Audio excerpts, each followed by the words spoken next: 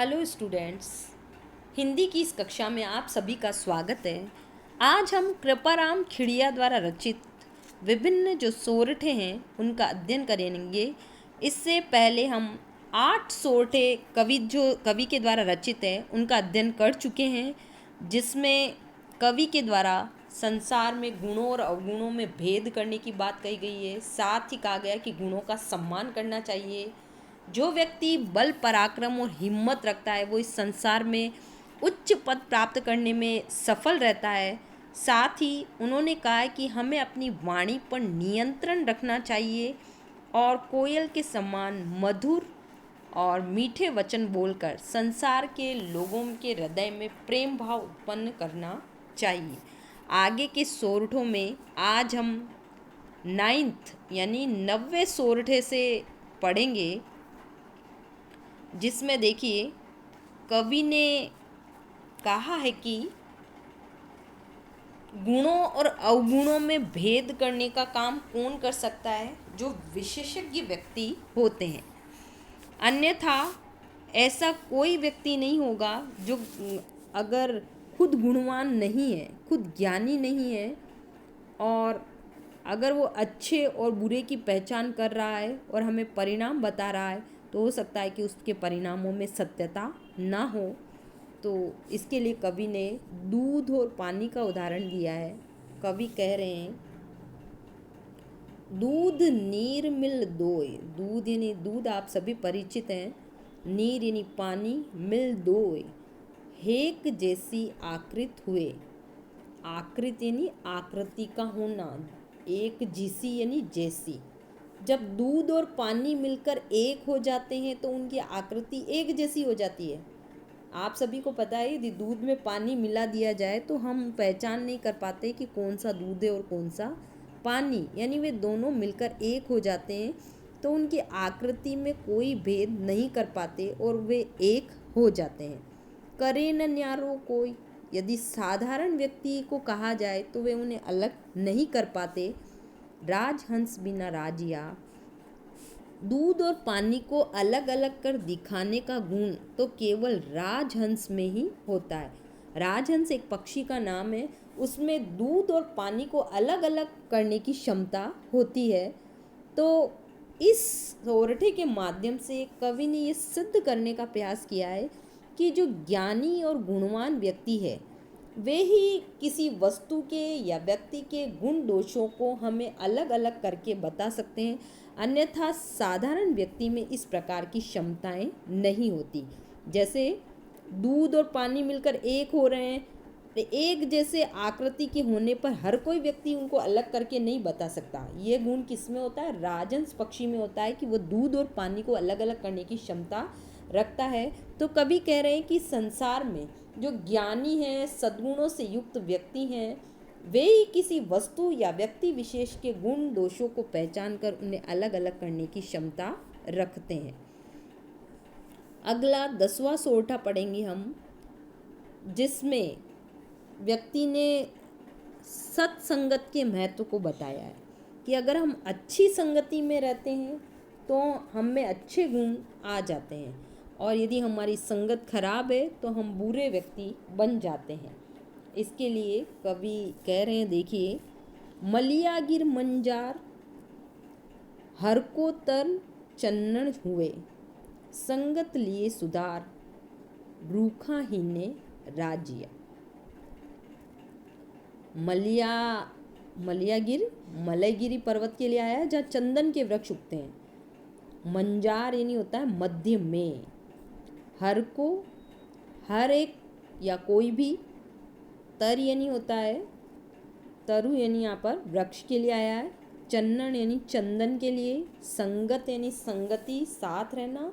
और रूखा आया है वृक्ष के लिए। कवि कह रहे हैं, मलयगिरी पर्वत पर चंदन के वृक्ष उगा करते हैं।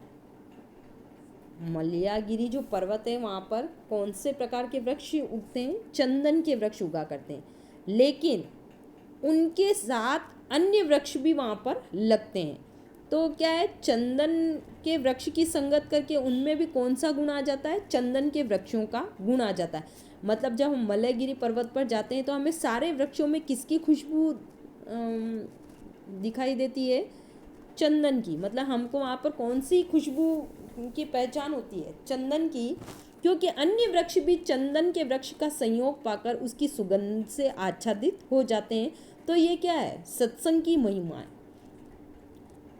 उन अन्य जो वृक्ष हैं उन्होंने अपने आप को किससे सुधार लिया, चंदन के वृक्ष की संगत करके, यानी चंदन के वृक्ष का साथ पाकर वे भी चंदन के वृक्ष के समान हो जाते हैं। तो कवि ने इसके माध्यम से ये शिक्षा दी है कि यदि हमारी संगति अच्छी होगी तो हम में अधिक गुण आ जाएंगे, और यदि हमारी संगति खराब है तो हम दुर्गुणों से युक्त हो जाएंगे। चंदन के वृक्ष की भांति यदि हम अपनी सुगंध से सुगंधित वातावरण महकाना चाहते हैं तो हमें सत्संगति को अपनाना होगा। तो 10वें सोरठे में कवि ने सत्संगति के महत्व को बताया है कि मलयागिरी पर्वत के मध्य में उगने वाला हर एक वृक्ष चंदन के समान बन जाता है, क्योंकि अन्य जो वृक्ष हैं उन्होंने चंदन के वृक्षों का साथ ले लिया है, जिसके कारण वे भी चंदन के वृक्ष की भांति हो गए हैं। तो अन्य जो वृक्ष हैं चंदन की संगत से चंदन के वृक्ष की भांति हो गए, तो हम भी सत्संगति की सहायता से अपने गुणों का इस संसार के अंदर वृद्धि कर सकते हैं या अपने गुणों के लिए सम्मान को प्राप्त कर सकते हैं। अब 11वां वाला सोरठा पढ़ेंगे हम। पाटा पीड़ उपाव तन लागा तरवारिया, वही जीबरा गाव रतीन ओखद राजिया। कवि कृपाराम खिड़िया ने अपने समस्त सोरठे अपने सेवक राजा राम को संबोधित करते हुए लिखे हैं। इस सोरठे में कवि ने बताया है कि किसी व्यक्ति के मुंह से निकले हुए खराब वचन या किसी की जिह्वा से निकले हुए कड़वे वचन व्यक्ति को जितना प्रताड़ित करते हैं उतना शरीर के घाव भी प्रताड़ित नहीं करते। यानी इस सोरठे में कवि ने अपमानजनक भाषा के प्रयोग होने से जो कष्ट व्यक्ति को होता है वो शरीर पर लगने वाले घावों से भी अधिक भयंकर होता है, इसको सिद्ध करने का प्रयास किया है। कवि कह रहे हैं, देखिए, तलवार के प्रहार से शरीर पर जो घाव या चोट के निशान होते हैं उनको तो फिर भी ठीक किया जा सकता है। पाटा पीड़ उपाव तन लगा तरवारिया, तन यानी शरीर, लागा यानी लगना, तरवारिया यानी तलवार से। तलवार से यदि शरीर पर कोई घाव लगता है, पाटा पीड़ उपाय, भाई कोई घाव हो गया है तो वो निश्चित रूप से शरीर को पीड़ा प्रदान करेगा, लेकिन कवि का कहना है कि उससे बचने का उपाय तो किया जा सकता है। पाटना यानी उसके लिए उपाय करना।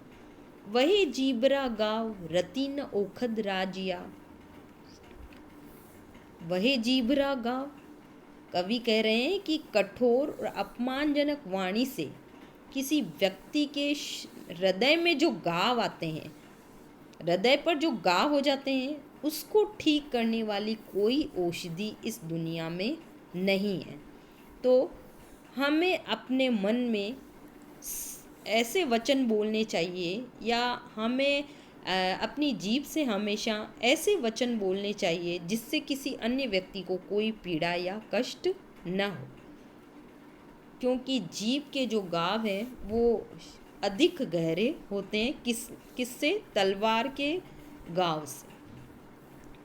फिर 12वें वाले सोरठे में, मूसा ने मंजार हित कर बैठा है कण, सह जाने संसार रस न रहसी राजिया।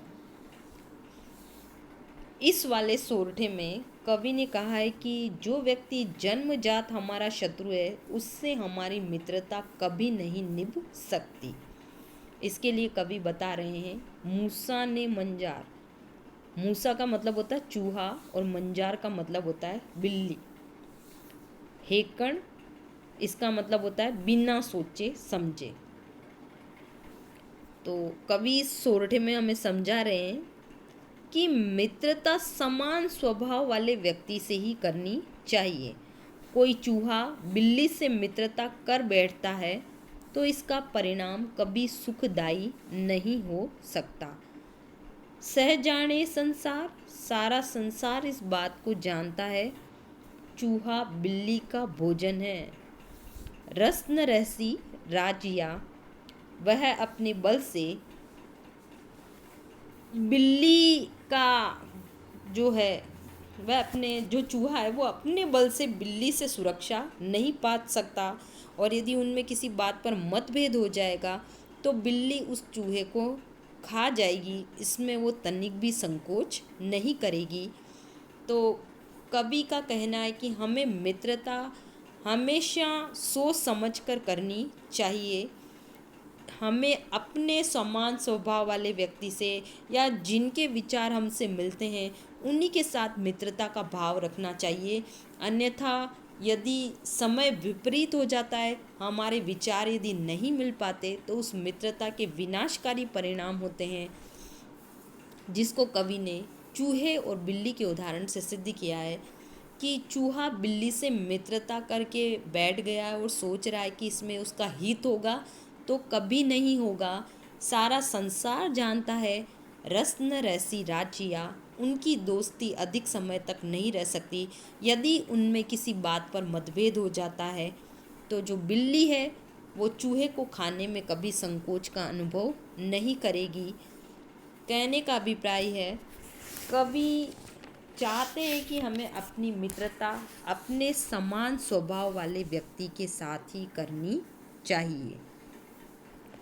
फिर देखिए 13वां जो सोरठा है, इसमें खड़ गुण अण खुनताय, एक भाव कर आदरे, ते नगरी हुनताय, रोही आछी राजिया। ये वाला जो सोरठा है, इसमें कवि ने उस नगर से दूर जाने का परामर्श दिया है जहाँ नासमझ लोग रहते हैं। उनका कहना है कि जिस नगर में खल यानी क्या होता है, तेल निकालने के बाद बची हुई जो भूसा होता है उसको कहते हैं खड़, जानवरों को खिलाया जाता है जो। गुड़ यानी गुड़, और खुनताई यानी होता है भूसा। जिस नगर या समाज में पशुओं को खिलाए जाने वाले जो खल है उसको गुड़ और अन्न को एक जैसा महत्व दिया जाता है, वहाँ कभी नहीं रहना चाहिए। वह स्थान तो अंधेर नगरी के समान होगा। तो कवि के कहने का अभिप्राय है कि जिस स्थान पर गुणों का आदर नहीं होता या गुणों और अवगुणों में भेद नहीं किया जाता, सबको एक समान भाव से आंक लिया जाता है, ऐसी नगरी में रहने से तो निर्जन वन में रहना या निर्जन स्थान पर रहना ज़्यादा अधिक अच्छा होता है, क्योंकि वहाँ व्यक्ति अपने आत्मसम्मान के साथ जी सकता है। तो खड़ गुण अण खुनताय, एक भाव कर आदरे, एक भाव से जिनका आदर किया जा रहा है। किसका आदर? खल का, गुड़ का, अन्न का। एक ही दृष्टि से यदि हम उन सबको देख रहे हैं तो वो ऐसा करना उचित नहीं होगा। कहने का अभिप्राय है कि यदि हम गुण अवगुण सबको एक ही दृष्टि से आंक लेते हैं, उनमें कोई भेद नहीं कर पाते, तो ऐसे स्थानों पर गुणवान व्यक्तियों का सम्मान नहीं हो सकता, उनका अपमान और उपेक्षा हो जाती है। तो ऐसे स्थान पर रहने से बढ़िया तो किसी निर्जन स्थान पर रहना अधिक अच्छा होता है, जहाँ व्यक्ति अपने गुणों को अच्छे प्रकार से प्रकट कर सकता है या अपने आत्मसम्मान की रक्षा कर सकता है। फिर देखिए आगे 2 सोरठे बचे हैं, उनका अध्ययन भी हम आज के इस वीडियो में कर लेंगे। गण गण साबड़ गाय, नह फूटे पहाड़ निवड़, जड़ कोमल बिध जाय, राय पड़े जद राजिया। दूसरे इस सोरठे में कवि कह रहे हैं कि प्रबल हथौड़े से चोट यदि की जाए तो जो कठोर पर्वत है वो टूट नहीं पाता। गण गण, घने यानी बहुत से, साबड़ यानी बलपूर्वक या हथौड़ा, बल का प्रतीक है हथौड़ा, गाव यानी चोट, नह यानी नहीं, फूटे यानी टूटना, पहाड़ यानी पहाड़, निवड़ यानी कठोर। यदि पहाड़ कठोर है तो भयंकर तेज हथौड़े के यदि उस पर प्रहार किए जाएं तब भी उसमें दरार नहीं पड़ पाती। लेकिन एक पहाड़, उसी पहाड़ के अंदर जो पौधे की कोमल जड़ है वो उसके भीतर सहज ही प्रवेश कर जाती है। पहाड़ बड़ा कठोर होता है, उससे यदि हम हथौड़े से उसको फोड़ने का प्रयास करते हैं तो पहाड़ टूट नहीं पाता। लेकिन जो कोमल पौधे की जड़ है, आप देखना जो बड़े बड़े पहाड़ हैं उनमें कोमल पौधे की जड़ें जो है वो प्रवेश कर जाती है, उनमें दरार डाल देती है। तो कवि यहाँ पर क्या समझा रहे हैं कि जहाँ पर सुरक्षित दुर्ग हो, चाहे राज्य या परिवार, यदि उनमें फूट पड़ जाती है तो साधारण शत्रु भी वहाँ पर प्रवेश कर जाता है और हमें हानि पहुँचा सकता है। तो हमें कभी भी अपने परिवार में, राज्य में, समाज में आपसी मतभेद के द्वारा कोई फूट नहीं डालनी चाहिए, क्योंकि फूट पड़ने पर पौधे की कोमल जड़ भी जिस प्रकार पहाड़ में प्रवेश कर जाती है और उसको तोड़ने का प्रयास करने लगती है, तो यदि हमारी आपस में किसी प्रकार की दुश्मनी हो जाए या हम कहें कि हम में फूट पड़ जाए तो साधारण से साधारण शत्रु भी हमें हानि पहुंचा सकता है। उसके लिए कवि ने पहाड़ का उदाहरण दिया है कि जो पहाड़ प्रबल हथौड़े के प्रहार से नहीं टूटता वो एक कोमल पौधे की जड़ से उसमें दरार पड़ जाती है। अगले वाले वीडियो में पय मीठा कर पाक जो इमृत सींचिए, उर कड़वाई आँख रंच न मुके राजिया। इस सोरठे में कवि ने आक के पौधे के माध्यम से संदेश दिया है कि जो व्यक्ति ईर्ष्यालु या कुटिल स्वभाव के हैं उनसे दूर रहना ही अच्छा होता है, क्योंकि किसी वस्तु या व्यक्ति के स्वाभाविक जो दुर्गुण हैं उनको हम बदल नहीं सकते। यदि हम उनके दुर्गुणों को नहीं बदल सकते या उनमें अच्छे गुण नहीं ला पाते तो ऐसे व्यक्तियों से दूर रहना ही अधिक अच्छा है। इसके लिए कवि कह रहे हैं, देखो, पय मीठा कर पाक, पय का मतलब होता है दूध, मीठा कर पाक, पाक यानी पकाना। यदि हम दूध को कितनी भी शक्कर डालकर पका लें, जो अमृत सींचिए, चाहे उसे अमृत से सींच दें, उर कड़वाई आँख पय मीठा कर पाक। पय मीठा कर पाक का मतलब है कि आक का जो पौधा होता है वो अत्यंत कड़वा होता है। आक के पौधे को यदि हम कितना ही मीठा करके पका लें, मीठे पानी में या दूध में पका लें उसे, अमृत से सींच दें उसे, लेकिन फिर भी उसकी कड़वाहट कम नहीं होती। उर कड़वाई आग, क्योंकि वो तो अपने हृदय से ही कड़वाहट को धारण किए हुए है, उसके भीतर जितना भी कड़वापन है वो कभी कम नहीं होता। रंच न मुँह के राजिया, वो रंच मात्र भी यानी थोड़ा सा भी अपने स्वभाव से अलग नहीं हो पाता। आग के पौधे की विशेषता होती है कि वह अत्यंत कड़वा होता है। तो चाहे हम उसे दूध में पका लें, अमृत से सींच दें, फिर भी वो अपनी स्वाभाविक गुण जो उसका कड़वापन है उसको नहीं छोड़ पाता। तो कवि कहते हैं कि ऐसे व्यक्ति जिनको सुधारना या मधुर स्वभाव वाला बनाना असंभव है, ऐसे व्यक्तियों से दूर रहना ही अच्छा होता है, क्योंकि ऐसे व्यक्तियों की संगत से हम में दुर्गुण आने की संभावना बनी रहती है। तो हमें हमेशा अच्छे व्यक्तियों की संगत करनी चाहिए। हमें कभी भी अपने आपसी मित्रों या अपने राज्य में जहाँ जिन स्थानों पर हम रहते हैं उस समाज में कभी भी ऐसा आपसी फूट का वातावरण नहीं बनाना चाहिए जिससे शत्रु पक्ष प्रबल हो जाए। इन सोरठों के माध्यम से कवि ने हम तक ये संदेश प्रेषित किया है। तो आज के वीडियो में हमने कवि कृपाराम खिड़िया द्वारा रचित नीति परक विभिन्न सोरठे पढ़े और साथ ही उनसे विभिन्न शिक्षाएं ग्रहण की। आशा करती हूँ आपको ये व्याख्याएं समझ में आ गई होगी। यदि आपको कोई दिक्कत या परेशानी है तो मुझे मेरे व्हाट्सएप नंबर पर कॉल कर सकते हैं आप। अन्यथा पाठ के पीछे जो क्वेश्चन है लघुत्रात्मक वो आपको आपकी होमवर्क कॉपी में करने हैं। हर पाठ के यदि आपने अब तक भी नहीं किए तो हर एक पाठ से आप लघुत्रात्मक प्रश्न अपनी होमवर्क कॉपी में ज़रूर करें। धन्यवाद।